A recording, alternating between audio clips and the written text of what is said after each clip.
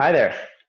My name is Michael Licht. I am the creative director at Spaces, and we're going to take some time inside our new Spaces um, VR chat app to talk a little bit about virtual reality design and some of the challenges we face on one of our biggest projects called Dreamland. So let's get started. So 2017, we got a really great contract to work with this theme park developer in China called Sungchen. The project was called Dreamland, and it was all based around this story about this wizard and these two lovers, and basically it's a long story, but our goal was to sort of reenact the story, and we got a high level concept from the client, and it kind of like with all game design, it usually starts with the high level concepts and a brief.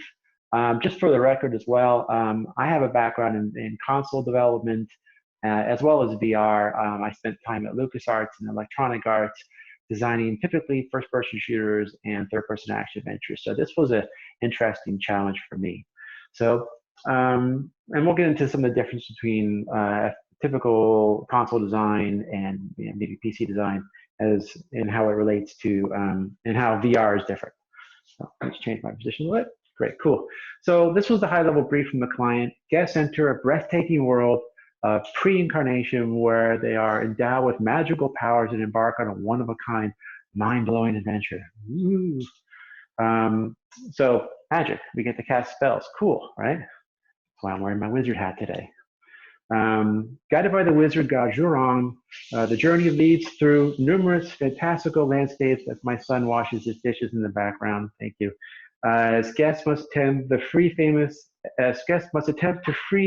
the famous lovers Shenying and Zhangzu, which I'm sure I'm pronouncing wrong, and recover this mirror of love, right? And the enemy is this woman named Queen Phoenix. So those are the high levels. And let's get into it. So as with all game design, it starts with the high level brief, and then it goes to either a script or a concept doc, right? And then the concept doc goes to, one second while my son's alarm turns off. Thank you. I'm home, we're all home, family. So this is the design brief. It really wasn't all that brief actually, but it goes into all the different locations and what we do in each location. Pretty standard stuff so far in game design and level design. So this is the actual physical location. This is where it gets one of the big differences between virtual reality and video games, where the ironic part about virtual reality is that the biggest constraints in virtual reality are the physical world, right? So we say virtual reality, whereas if you think about it, video games themselves are far more of a virtual reality than actual virtual reality, because in a virtual reality experience, you got to worry about bumping into stuff. So you got real world you got to deal with. So in our case, this was the constraints of the real world. And you can see here, this location was massive. Like each one of these columns is about 8 meters apart. So it was like 8 by 8, and it was like, I don't know how many, it was huge, right? And we had to string this whole thing up with cameras, track like 30 people walking around at a time. It was quite involved. And we had all these different locations. We had the initial lobbies, the pre-show, the gear room, and in the VR, we had to do like, and this was where, this is a fun thing in VR, is like, let's go visit places you can't visit in the real world, right? So some of the requirements were I want to stand on a cloud, a bridge over a lava pit, undersea, in a jungle, in ancient ruins, giant mountain frozen chasms, and again, staying on clouds again, right? And we had to take each one of these locations. Let me grab a little pen. So you maybe can see from there, maybe you can't, but like the main entrance is over here, right? And then you enter here. I'm out of my tracking space. What is this? I lost my pen. Cool. All right, there we go. So go here. This is where we buy our tickets. So I actually have a degree in architecture as well. So I got to stretch some of my architecture muscles a little bit here too, lay out this whole space, figure out the full flow. So there's the queue, and then we have 2 different locations, one for entering, one for exiting. For putting on the gear, we use backpacks. We had several different kinds, and the headsets and everything were all, obviously they weren't tethered, so they were all part of the backpack system. And then you enter the space and you travel through. Now, we did 2 versions of this. The original version was all walking like this.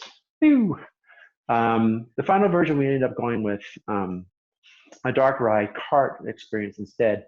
And that's, if you think about it for a minute, one of the biggest challenges in VR that, again, traditional games don't have is throughput. I mean, you can sell millions and millions of copies of a console game, and it's unlimited. It's really challenging in VR to get that throughput through and really make the cost benefit work, right? So ultimately, from walking, we went to a cart where we can more control the flow. So, but it's still a good exercise to see where we started and how it flowed, how it evolved. So there you go. That. Let me clear the screen. Ow. And as I was saying about VR, yes, you can bump into stuff. Okay, so again, like in traditional game development, I spend a lot of time in level design because of my architecture background. You take each location, you do like a mood board or a concept board. Who are the main protagonists? What are the main landmarks? And just kind of go through each one of the locations. Where's the entrance? Where's the exit? Where are the physical objects in red that you cannot move? Where are the physical walls? There you go. And this, we did these sketches for each one of the different locations. So that first one was the bridge. This is the undersea. We want to walk through a giant skull and rib cages. This is the jungle, which I'm going to get into a little more detail later. Oh yeah, and it's interesting. The client had this thing about woolly mammoths. They want to have woolly mammoths in the jungle. It was fun. Whatever, we have a woolly mammoth in our jungle. This is the ruins, and again, with VR, you can't just sprawl off and run in a million different directions. So this is unfortunately, this is kind of part of the hardest constraints in VR is like, if this is the maximum space we have to work with, which I think was 8 meters by like 3 or 4. How do you take the most advantage of it? Well, you got to wind them around. You got to take them through until they meet the main bad guy, which is this Juru. And every single one of the scenes had like a main antagonist that you had to contend with, like a little boss for each location. And this one, there he is. This one we had Juru. He was like this vine creature, and so we had to design all these vines coming out at you, and you had to like fight them with torches and stuff. The original version, actually, even the cart version, you fight them with spells, but it was really cool. Oh, gotta clear the monitor again. Okay, coming back. Get in there. Okay. The last level was mountain level. You were going to shoot crossbows, and you would have these flying bats and all that. Pretty neat space, a lot of variety. There's our main antagonist again, the Queen Phoenix. So those are the main locations. Of course, as with most development, we do the mood boards and the color boards and determining the palettes and whatever. So, okay, so I'm going to dive into one of the locations. Again, I have a background in architecture. I'm used to sketching by hand. You can sketch whatever tools you want, you can use Illustrator, Photoshop. I use both. But this particular one, I felt like breaking out the pencils and kind of going at it for a little bit. And it's, it's pretty interesting challenge because, again, the borders that you're seeing here, where the red line is, right? That's the physical wall. There you go. Right. And the players and the guests enter here, right? And they have to exit through here. And again, we're talking about 8 meters by about 4 again. So what do you have to contend with? Well, it has to feel vast, right? So we have to contain people from just like, oh, look, it's an open field, and they start running and they run into a drywall, right? So, and you can do this in games too, to traditional games as well.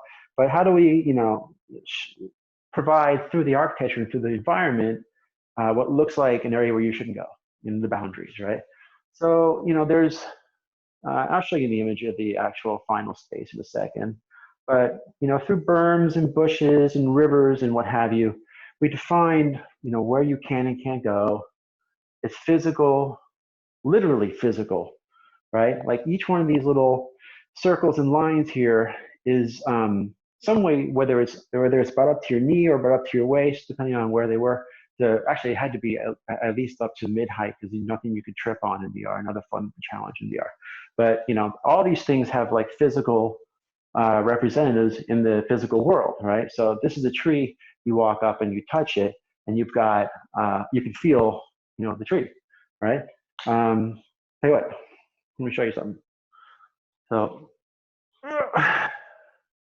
ta-da! So here's the actual location, right? Well, I'm sorry, the virtual location, the virtual of the actual. Let me see if I can get this closer to the camera. Where can I put this so you can see it interestingly enough? Okay, I'm gonna put this right here for a minute. So you can see, how, we physically built only about, physically built only about there, right? From each one of the branches and for the rocks and stuff for the original walking version, when we were doing the original walking version. Because if people walk up and they want to touch it, they want to be able to feel that tree, right? So there you go. Let me clear that monitor for a sec. Okay, clear. Gotcha. I'm gonna move this model out of the way for a second. I'll show you some more of that in a minute. There you go. Okay. There it is colored, so everybody can read it a little bit better. It's just a few minutes with a colored pencil. Makes all the difference in the world. You can see the flow and the path. You first walk in and there's this big tree in the way, and you really can't see much except for this river and this path. So you come and there's this nice reveal here, and you come around this corner and there's this giant ruins, and it's this really beautiful reveal. And it's all based on concept art that we got from our clients and from our internal artists. And there's the massing, right? And people call these things different things: white box, tofu level, nav mesh, geo. It's really all the same. All it is like, how big is it? What can I bump into? What's constraining the player and directing where they walk? When you're as a level designer, this is sort of the last big design decision job, right? It's like, where exactly are the constraints of the world? Where people can and can't walk, right? So this is when I was done with this, we basically did the entire space, and in about 2 months of the project, you could literally, in virtual reality, walk through the entire experience. And you can see here, it's like, and with NavMesh or white box levels, you throw together whatever you got. You download some stuff, you throw some blocks in there, whatever it is you can do to get that full flow through the whole experience, right? And this goes from space to space. There you go. And it travels through the whole thing. Maybe we'll upload this video so you guys can see it as well, what the early white box stuff looked like. This is interesting too, because early on, we were in virtual reality, we were trying to figure out how to cast spells. Right, and I've done enough Connect games to know that like throwing it is hard. Like, how do you aim at something? So we came up with this hand gesture method where you put your palms together. And again, this was for the earlier version, the walking version, where you put your palms together and you push out and open, and it would sort of figure out that vector and cast a magic ball. So it worked pretty well, actually. It wasn't the easiest thing to aim, but it worked pretty good. And this is an early prototype of one of the bosses. And I just dropped the model in there and added a trigger bar. This is all done in Unity, by the way, for those interested in the tools. And here's what the level looked like, the jungle level, after the artists did their thing. Okay, I'll let you look at this for a sec.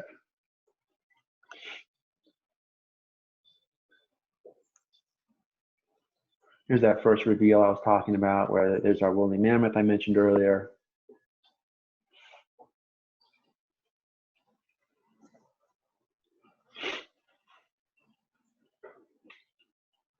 Really pretty, right? So there was a lot of interactions that were gameplay centric, and there were a lot that were just discovery. These little dandelions, when you walk up to them, you touched them, little puffs of dandelion spores would come out, seeds would come out. And then we still haven't even walked through the reveal yet. Here you go. And this is early prototypes. They weren't physically walking. We were using the Vive controller and teleport volumes. And that will be my son washing his dishes again. Cool. All right. And this goes on. And then let's look at the reveal real quick.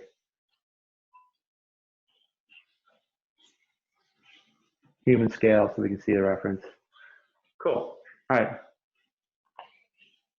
So, and this is one of the other levels. This was, and this brings up another fun point about VR. So, Besides the physical, another fun thing about another interesting challenge or a layer you can add to VR is not just having a physical object to touch, but have something react back to you. So haptics, right?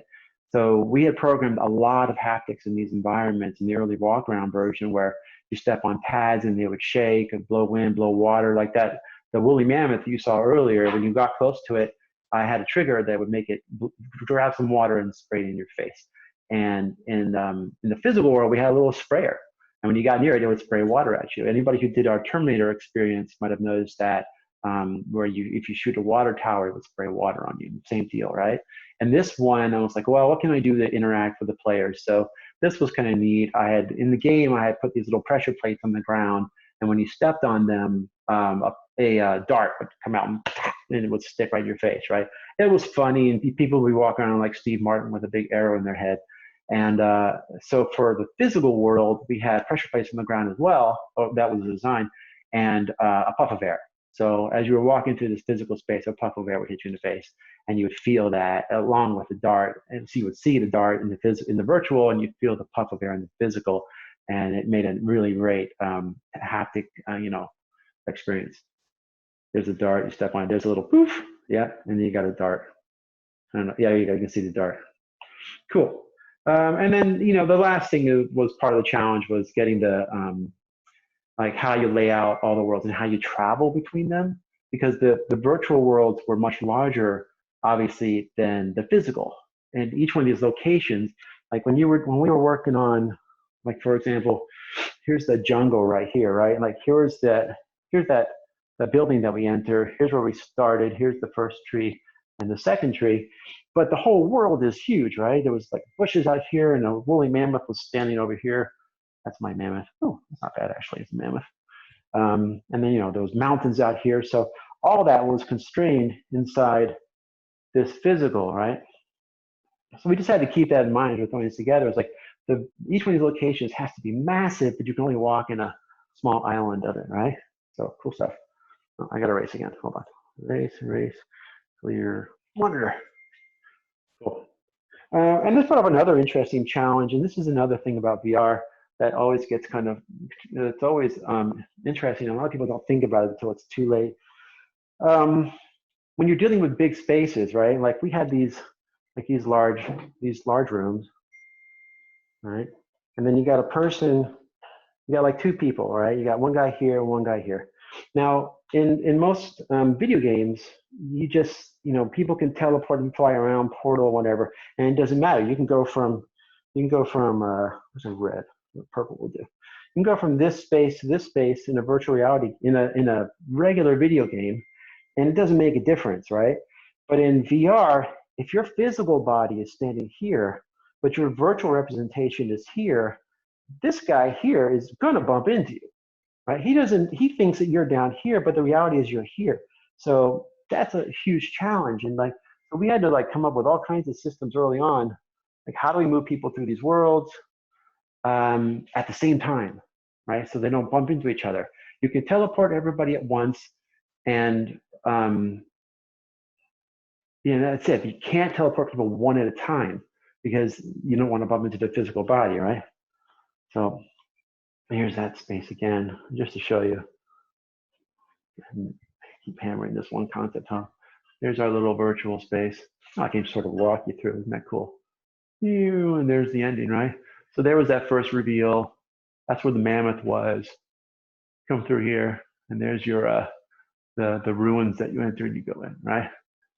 And I just want to show you, again, I've nailed this home already so many times, but this actual space is only this big, right? Yet I had to make the world seem massive, right? So it's a fun game to how to make the physical world look huge, but again, not look like you can just run everywhere, right? Cool. All right.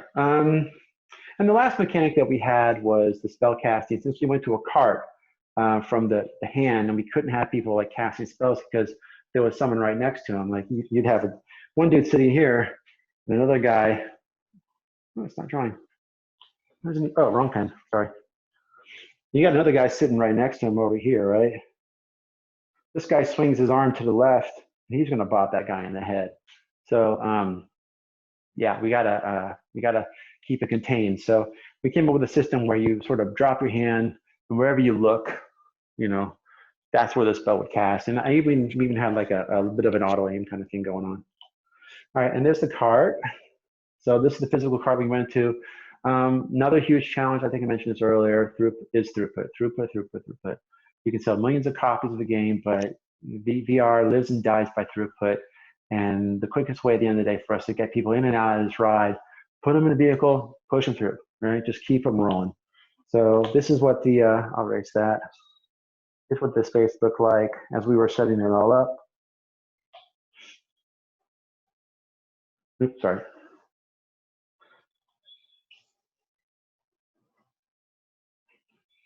You can see the track from the earlier design that I showed you.